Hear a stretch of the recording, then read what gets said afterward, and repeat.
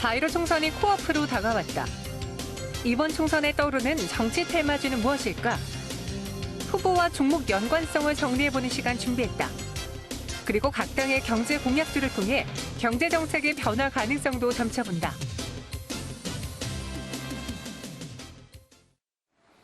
네, 코로나에 밀려 잠잠했던 정치 테마주가 이번 주에 살짝 고개를 들고 있습니다.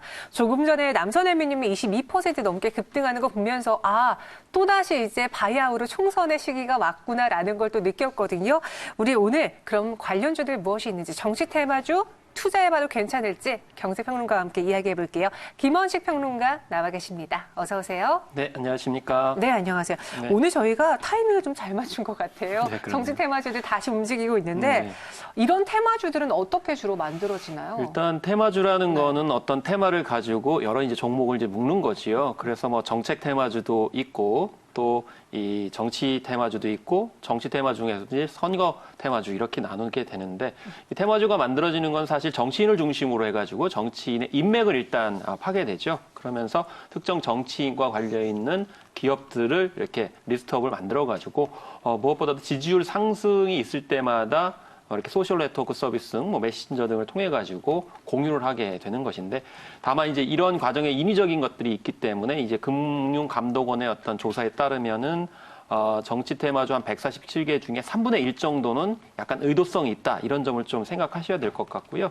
또 무엇보다 이렇게 확산이 된 데는 2000년대 이후에 이제 메신저가 증권가에 이제 퍼지게 되면서 예전에는 일부 이제 VIP 손님에게만, 고객에게만 주어졌던 것이 이제 메신저를 통해서 일반화되면서 이제 이 시간에 다루는 것처럼 좀 보편적인 그런 소재, 로 이렇게 부각이 됐다라고 볼 수 있겠습니다. 뭐 소위 찌라시라고 하잖아요. 그렇게 예전에 찌라시라고 불렸었죠. 네, 이 정치 테마주가 나타나서 이제 시기별로 움직이는 하나의 테마가 만들어졌는데요.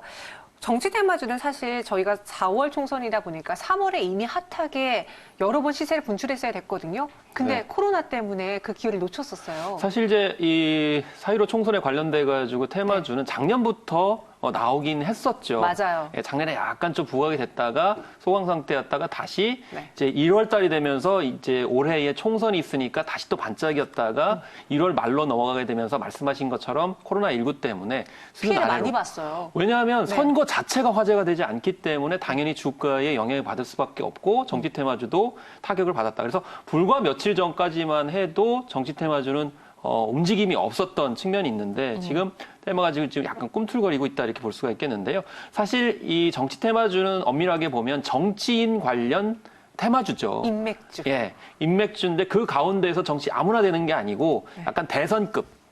인 정치인에 이제 관련된 이제 회사가 주로 언급이 되는데 중요한 거는 이 총선에만 그치는 것이 아니고 이 대권급 정치인 같은 경우는 총선을 거쳐서 다음 대선까지도 이어지기 때문에 이제 계속 지켜봐야 되는 측면이 있어서 정치 테마주의 어떤 중심에 들어간다고 볼 수가 있겠죠. 그래서 무엇보다도 이제 이 지지도율에 따라 가지고 등락폭을 또 같이 이제 보여주게 되기도 하고요. 그렇지만 어쨌든 거꾸로 이제 씁쓸한 것은 그만큼 우리의 어떤 증시 기초 체력이 좀 떨어졌기 때문에 이런 것에 좀 더 주식 투자의 측면에서 고려를 하고 있으신 거 아닌가라는 생각이 좀 들기도 하는데 어쨌든 4월 들어서면서 이제 본격적으로 선거 운동을 하니까 힘을 받아가지고 이 정치 테마주로 불리는 종목들이 지금 현재 좀 오르고 있는 그런 상황이다 이렇게 볼 수가 있겠고요. 다만 좀 조심하셔야 되는 게 한 통계자를 보게 되면 이렇게 쭉 오른다 하더라도 네. 선거 전날 팍 떨어지는 경우가 있다고 합니다. 그렇기 때문에 그 점도 주의해서 좀 보셔야 되겠습니다. 네.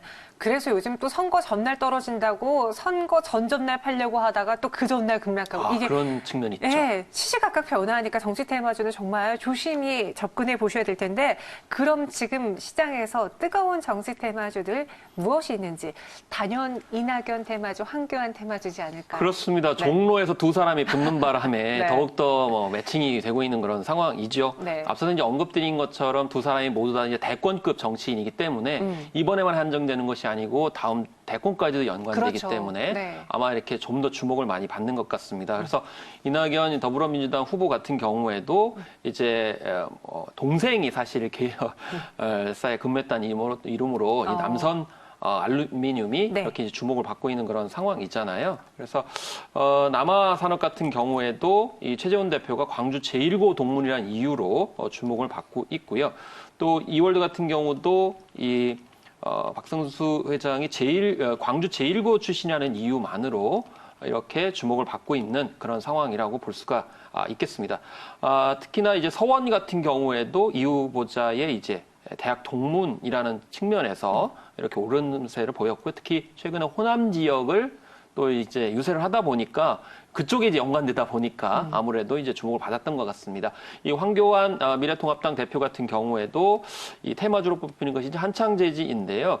이게 이제 한창제지는 대학 동문입니다. 이 최대 주주가요. 그렇기 때문에 테마주로 묶였고 또 사회이사가 사법연수원 동기라고 하는 이유 때문에 부각이 되고 있는데 또 성문전자와 아세아텍 역시 증시에서 상승폭을 이어가고 있는 측면이 있는데 역시 이제 성문전자 같은 경우에는 회장이 이제 같은 학교 출신이라는 점, 또 아세아텍 같은 경우에는 한 이제 모임의 회원이라는 점들이 작용을 하게 되면서 이렇게 주목을 받고 있는데요. 그래서 아직은 엄청나게 이제 올라가는 그런 상황은 아니고 연속성 속에서 이제 어느 정도 올라갔다는 점을 말씀드릴 수가 있겠는데 아직은 이제 후보자의 동문, 뭐 동기, 또 어떤 모임의 회원 이 정도이지 이제 직접적인 어떤 그런 영향 관계를 검증하기에는 좀 따져봐야 될 점들이 있습니다. 지금 보시는 것처럼요. 이제 한창제지라던가 성문전자, 아세아텍 올해 3월부터 4월 1일까지만 봤을 때는 마이너스인데 사실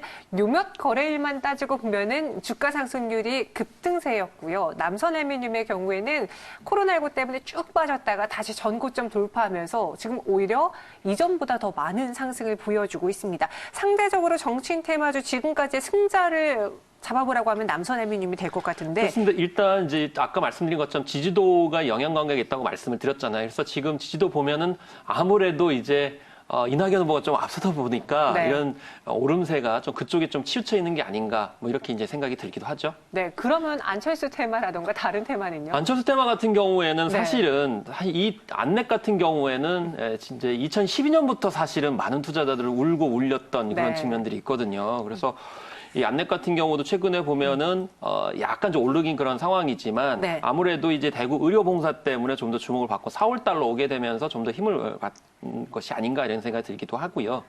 그렇지만 전반적으로는 과연 실현을 할 수 있을 것인가 여기에 이제 의문점을 많이 보이기도 하고 써니전자 같은 경우는 안넥 출신의 그런 대표 때문에 주목을 받고 있긴 하지만 여전히 이것도 안철수 정치 테마주로서 과연 이제 설득력이 있느냐. 물론 써니전자 같은 경우 우리 아무 상관이 없다 이렇게 이제 밝히기도 했고요. 어쨌든 2012년에 안철수 테마 같은 경우는 이 써니전자의 경우에 무려 3,146%나 올라갔는데 네. 대부분 나중에 다 빠졌습니다. 앞두고요. 2017년에도 대선을 앞두고 안넥 같은 경우도 많이 올라갔었는데 결국에는 하락하는 그런 상황들이 벌어져서 이 전반적으로 지금 현재 정치 테마주는 옛날보다는 힘을 덜 받고 있는 상황이라서 아마 테마주가 좀 부담스럽게 작용을 하고 있기 때문에 그런 것이 아닌가라는 생각이 들기도 하는데 한편으로는 이제 거꾸로 아직은 뭐 이제 정치 테마주에 대해서 관심을 가지신 분들이 있기 때문에 소폭 오름세로 이제 진행되고 있는 것 아닌가 싶습니다. 이제 학습 효과 때문에 이제는요, 올라도 또 빠질 거야라고 생각하면서 이전만큼의 열기가 과하지는 않은 정치 테마주입니다. 그런데 이제는 또 트렌드가 인맥 테마보다는 공약 테마주로 많이들 움직이고 있어요. 네, 공약 테마주라고 되게 하는데 공약이라는 건 결국에는 네. 어떤 분야에 대해서 얼마만큼 투자를 하겠다, 정부 부처에서 하겠다라고 하는 거니까 사실 민간 부분보다는 신뢰성이 있을 수도 있는데 없을 수도 있는 거죠. 왜냐하면 공공 부분 같은 경우는 네. 어떤 사기업의 어떤 재정 상태에서 의존하는 것이 아니고 공적 예산을 들이는 것이기 때문에 결정만 되면 안정적으로 가는 측면들이 이제 있게 되는 것이죠. 그런데 뭐 민주당 같은 경우에는 우리가 이제 2022년까지 5만 3천여 개의 공공 와이파이 사업을 한다고 그랬잖아요. 그럼 네. 와이파이 기기를 생산하는 업체들 같은 경우 이제 주목을 받을 수밖에 없고 그래서 무선 호출 이동통신 기술 업체인 아이즈비전하고 정보통신 장비 전문 업체인 머큐리가 이제 주목을 받고 있는 그런 상황이거든요. 그래서 특히 머큐리 같은 경우는 와이파이 6 공유기 제품 있어서 이제 보완성하고 성능이 우수하다는 평가를 듣고 있기 때문에 이제 업계에서는 일단 주목을 하고 있는 그런 상황인데 마찬가지로 이 등락 폭을 이렇게 보여주고 있는 그런 상황이고요. 자유한국당 같은 경우에는 예전에 그렇게 얘기를 했지만 지금 이제 미래통합당에서는 여전히 이 탈원전에 관련돼서 이제 반대 의사를 표하고 있습니다. 그래서 이 원자력 발전과 관련해 가지고 한전 기술과 또 우리 기술 또 이 한전 KFS 같은 경우, 그래서 원자력 발전에 기초를 둔 그런 업체들 같은 경우에 이제 여전히 이제 주목을 받고 있고요.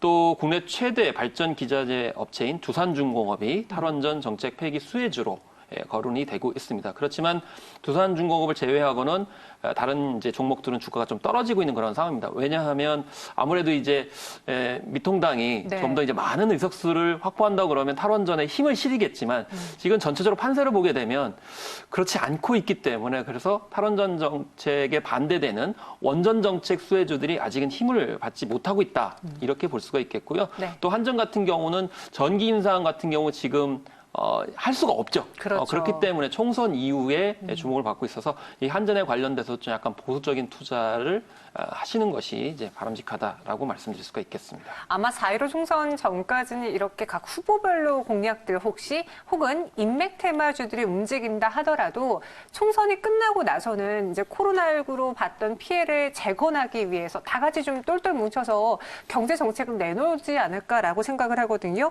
4.15 총선 이후에 코로나19 회복을 위한 경제 정책 어떤 변화가 있을까요? 네, 일단 전반적으로는 두 가지입니다. 이 금융 쪽하고 이제 부동산 정책인데요. 그래서 네. 금융 쪽 같은 경우는 증권거래세하고 이 주식 양도세입니다.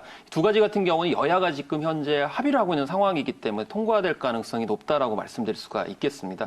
이 주식 양도세 같은 경우에는 대주주에게만 이제 부과되고 있지만 보유액이 15억 원에서 이제 최근에 10억 원 또 다시 내년에 3억으로 하향되기 때문에 이게 투자자들한테 위축될 가능성이 높거든요. 그런 면에서 주식 양도세에 관련돼 가지고 이제 이것을 너무 이제 내리는 것이 낮춰주는 것이 굉장히 필요하다 이렇게 이제 볼 수가 있겠고요. 또 증권거래세 같은 경우에는 지금 지난해 5월 20일 기준 0.3에서 0.25 하락을 이제 시켰는데 여전히 높다는 지적이 많거든요. 네. 그런데 여당인 이제 민주당 입장에서는 연가 세수가 4조 원에서 7조 원 정도 이렇게 되고 있기 때문에 과연 이것도 낮추겠느냐라고 하지만 사실은 낮춰야 되는 어떤 그런 측면이 있습니다. 왜냐하면 경제를 좀 활성화시켜야 되기 때문에 지금 코로나19 때문에 많이 좀 다운돼 있잖아요.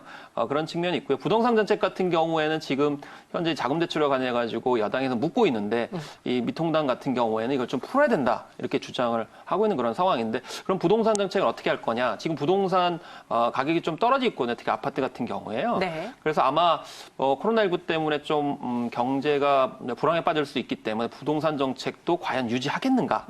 이런 어떤 의구심들이 지금 현재 나오고 있는 상황입니다. 네, 이렇게 정치 테마주 인맥과 함께 공약 이야기해 봤습니다. 지금까지 김원식 평론가와 함께했어요. 오늘 말씀 고맙습니다. 네.